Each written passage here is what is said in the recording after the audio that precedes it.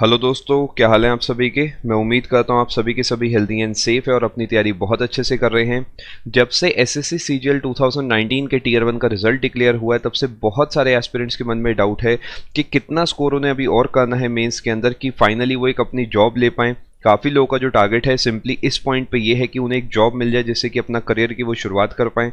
काफ़ी सारे ऐसे लोग हैं जो टारगेट कर रहे हैं किसी स्पेसिफिक पोस्ट को, चाहे वो एमईए हो गया, आईटीआई हो गया। ये जितने भी आपके कन्फ्यूज़न है सब के सब मैं इस वीडियो में आपके साथ क्लियर करूँगा, जिससे कि आप फाइनली अपनी तैयारी की तरफ फोकस कर पाओ, इस इशू की तरफ नहीं। एक ओवरव्यू मैं आपको दे देता हूं फटाफट से। जब एसएससी रिजल्ट को डिक्लेयर करता है तो अलग अलग लिस्ट आती हैं, जैसे कि लिस्ट 1 होती है वो डबल एओ की होती है, लिस्ट 2 जो होती है वो जेएसओ एंड एसआई की होती है, जो लिस्ट 3 है वो बाकी सभी पोस्ट की होती है, चाहे वो टीए हो गया, चाहे वो आईटीआई हो गया, चाहे वो एमईए हो गया, सीएसएस हो गया। बाकी जितनी भी पोस्ट है आपको लिस्ट 3 के अंदर देखने को मिलती है।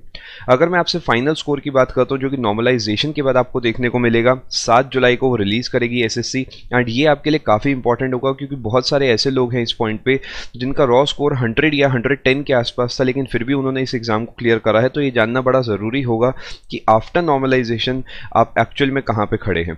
अगर मैं आपसे बात करता हूँ अभी जब तक मार्क्स नहीं आए हैं तब तक हम किस तरीके गेस कर सकते हैं कि हमारा जो स्कोर है करीब करीब कहाँ पे होगा, तो कुछ चीज़ें आपको यहाँ पे समझनी होगी। जैसे अगर मैं लिस्ट 1 की आपसे बात करता हूँ तो 180 आपकी कट ऑफ गई है यूआर कैटेगरी की।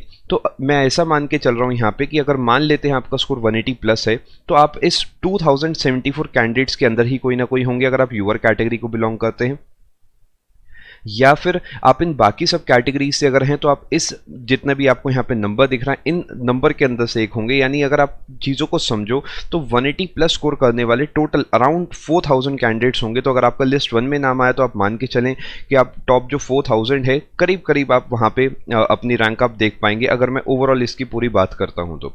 सिमिलरली अगर मैं आपसे लिस्ट 2 की यहाँ पे बात करता हूँ तो लिस्ट 2 की जो कट ऑफ आपकी गई है जो कि आपकी जेएसओ के एंड एसआई की है 165.77 गई है। अब यहाँ पर जो यूआर कैटेगरी से जितने लोगों ने क्वालिफाई करा वो करा 3716 ने, और इसके साथ साथ बाकी सभी कैटेगरीज को अगर आप मिलाते हो तो अराउंड आप कहेंगे 7000 7.5 ऐसे लोग हैं जिनका जो स्कोर है 165 क्रॉस करा है। तो इससे आप एक आइडिया लगा सकते हैं कि अगर आपका लिस्ट 1 में नाम नहीं है, लिस्ट 2 में नाम है, तो आप इस पॉइंट पे कहाँ पे खड़े हैं। और अगर आपका दोनों में नाम नहीं आया है या फिर आपने हो सकता है जेएसओ के लिए अप्लाई नहीं करा हो और आपका नाम जो है लिस्ट 3 के अंदर आपको देखने को मिला है, तो आप लिस्ट 3 में अगर आप ध्यान से देखेंगे जो आपकी कट ऑफ गई है वो गई है 147.78।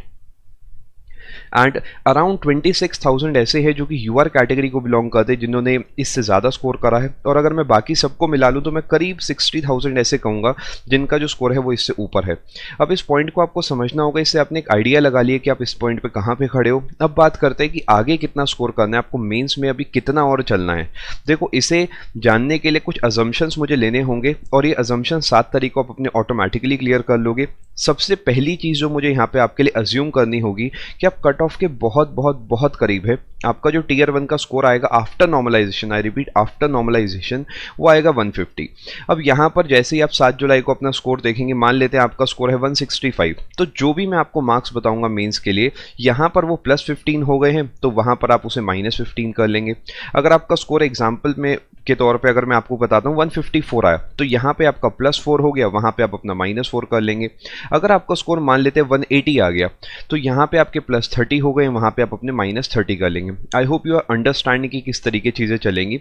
और फाइनली जो टीयर 3 होगा सभी को पता है कि बहुत ज़्यादा आपके कंट्रोल में नहीं है, तो मैं यहाँ पे मान के चल रहा हूँ कि आप जो स्कोर करेंगे 60 मार्क्स स्कोर करेंगे। इससे जो ऊपर आएगा वो अपना बोनस होगा, इससे जो कम आएगा वो अपना नुकसान होगा। लेकिन अभी के लिए एक एवरेज स्कोर मैं इसमें मान के चल रहा हूँ कि टीयर 3 में आप आगे चल के 60 मार्क्स स्कोर करने वाले हैं। एक एक करके मैं आपसे बात कर लेता हूँ कुछ पोस्ट के बारे में। जैसे कि अगर मैं आपसे टैक्स असिस्टेंट की बात करता हूँ, यहाँ पर अगर मैं मानता हूँ टीयर 1 में आपने जो स्कोर करा है वो करा है 150, तो टीयर 1 प्लस टीयर 2 का जो आपका स्कोर होना चाहिए वो होना चाहिए 490 या 490 से ऊपर।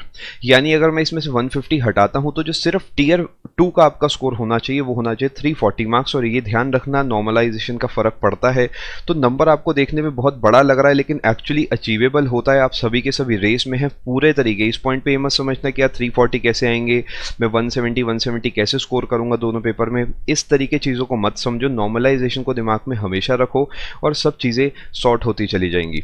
अगर मैं आपसे इसके बाद बात करता हूँ किसी भी 2800 जीपी की पोस्ट की, तो आप मान के चलो आपको टीयर 1 प्लस टीयर 2 के अंदर 500 से ऊपर कुछ स्कोर करना है। यानी अगर मैं इसमें से 150 हटाता हूँ तो जो आपका स्कोर आएगा वो आएगा 350 प्लस। अब अगेन अगर आप टीयर 1 में मान लेते हैं आप स्कोर 170 कर जाते हैं तो ऑटोमेटिकली आपको यहाँ पे 330 प्लस ही लाना है। ये कुछ अजम्पशंस है जो मैंने अपने पास से बाय डिफॉल्ट माने हैं। इसे आपको खुद ही जब आपका स्कोर आएगा आप खुद प्लस माइनस करके एक बार चेक कर सकते हैं। टोटल आपका 500 प्लस आना चाहिए आफ्टर टीयर 2। इसके बाद अगर मैं आपसे किसी भी 46 जीपी की बात करता हूं तो इसके अंदर आपको जो टीयर 1 प्लस टीयर 2 का स्कोर है आपको 510 से 530 के बीच में आपका जो भी स्कोर आएगा यहाँ पे जो है अपना काम बन जाना चाहिए। एंड अगेन अगर मान लेते हैं 510 पे आप फोकस करते हो तो इसमें से आप 150 हटा के आप अभी के लिए मान के चलो 360 आपको स्कोर करना है। 530 आप मान के चलते हो तो आप यहाँ पे ये मान के चलो कि आपको 380 स्कोर करना है। अगेन ये वैरी करेगा कि आपके जो मार्क्स आए हैं टीयर 1 में वो एग्जैक्ट कितने मार्क्स थे। ये कुछ चीज़ें हैं जो आपको समझनी है। एंड फाइनली अगर मैं उन पोस्ट की बात करता हूँ जिनकी कट ऑफ काफ़ी हाई रहती है, जैसे कि ITI हो गया, MEA हो गया, CSS हो गया, ये सारी की सारी पोस्ट आप मान के चलो आप 540 प्लस में आपको मिल जानी चाहिए। एंड अगर आप यहाँ पे देखेंगे टीयर 2 का स्कोर तो आपको देखने में लगेगा ये एक्सेप्शनल हो गया, डेफिनेटली ऐसा लगेगा। ऐसा इसलिए मैं आपको बता रहा हूँ बिकॉज अगर आपने 150 स्कोर करे हैं तब यहाँ पे पहुँचना थोड़ा सा मुश्किल है। लेकिन अगर आप मान लेते हैं मैं आपसे बात करूँ आपने 180 स्कोर कर रखा है तो आप अगर गैप देखोगे तो यहाँ 360 आपको देखने को मिलेगा जो कि प्रिटी अचीवेबल है। तो ये जो मैंने कंसिडरेशन ली है 150 मार्क्स के अकॉर्डिंग ली है तो आपको नंबर्स कुछ ज़्यादा बड़े देखने को मिल रहे हैं। लेकिन अगर आप टोटल देखोगे 540 आउट ऑफ 600 तो दिस इज़ प्रिटी अचीवेबल। इस चीज़ को आपको समझना होगा कि ये पॉइंट इस समय परेशान होने का बिल्कुल भी नहीं है। ये पॉइंट इस समय अपनी तैयारी करने का है क्योंकि आपका CHSL भी आपको पता है आगे होने वाला है, CPO भी होने वाला है, मेंस भी होने वाला है अगर आपका नाम आ चुका है, और उसके बाद प्री भी होने वाला है अगले साल का अगर आपका नाम नहीं आया है।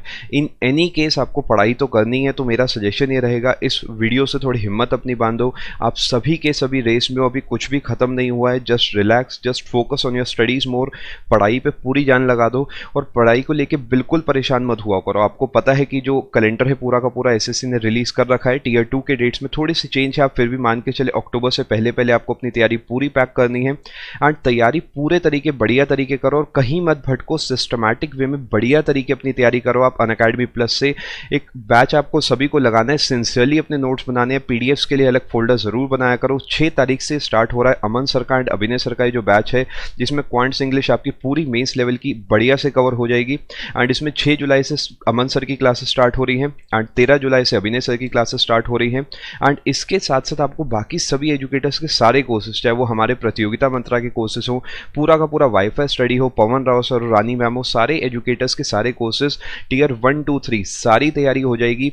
जितने भी एग्जाम्स है सब कवर हो जाएंगे एक सिंगल प्लान के अंदर। आप आराम से बढ़िया से अपनी तैयारी करो। इसके अंदर सारे एग्जाम्स कवर्ड हैं। बस मैक्सिमम डिस्काउंट के लिए आपको डिस्काउंट कोड लगाना है PMYT, बिना स्पेस के। आप जैसे ही ये कोड लगाएंगे आपको डिस्काउंट मिल जाएगा। सारे एजुकेटर्स, आई रिपीट, सबके सब कवर्ड है। अलग अलग किसी के लिए कुछ भी पे नहीं करना है आपको।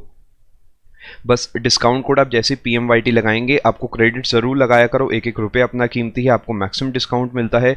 और 2 साल का जो प्लान है इस रेट का और 1 साल का प्लान आपको इस रेट का पड़ जाता है। और ये जो कोड है आपकी अनअकैडमी प्लस पे हर एक कैटेगरी के अंदर लागू है। चाहे आप UPSC की तैयारी करें, बैंकिंग, रेलवे, किसी भी कैटेगरी में आप तैयारी करें, डिस्काउंट कोड आपको बिना स्पेस के लगाना है PMYT, आपको मैक्सिमम डिस्काउंट मिलेगा।